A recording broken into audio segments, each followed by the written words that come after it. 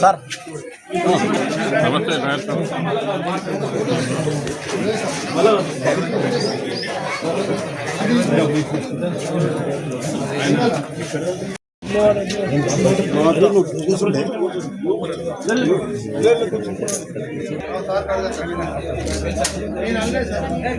మరి గ్రామ అభివృద్ధి కమిటీ వాళ్ళు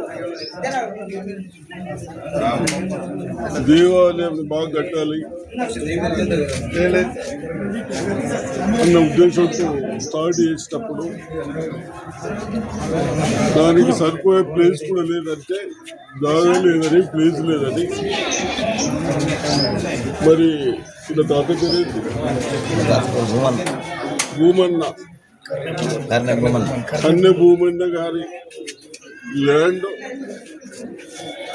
ఉదయ్ గారి తాత కన్నె భూమన్న గారి ల్యాండ్ మనకు అవసరం ఉన్నంత ఇచ్చినందుకు వాళ్ళకు అభినందనలు చెప్తూ అదేవిధంగా గ్రామస్తులు కూడా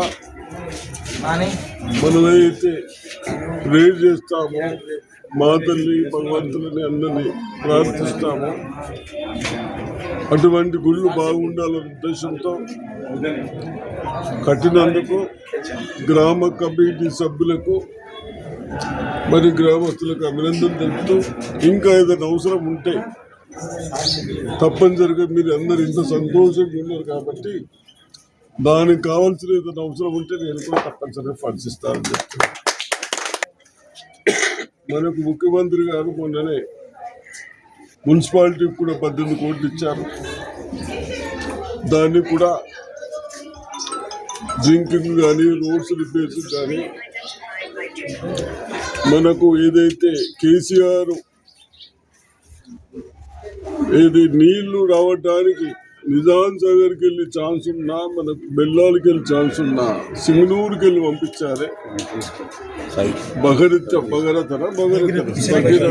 మిషన్ భగీరథ అని పేరు పెట్టి ఆ భగీరథ నీళ్లు కూడా వచ్చేటట్టు లేవు కాబట్టి మొన్ననే ముఖ్యమంత్రి గారి దగ్గర రివ్యూ చేసి మన పాత బిల్డింగ్ దగ్గరనే మనకు మళ్ళీ ఇబ్బంది కాకుండా డ్రింకింగ్ వాటర్ బాగుండాలని ఉద్దేశంతో ఆ ప్లాంట్ 1 కోటిన్నరతో అది కూడా స్టార్ట్ చేపిస్తాం.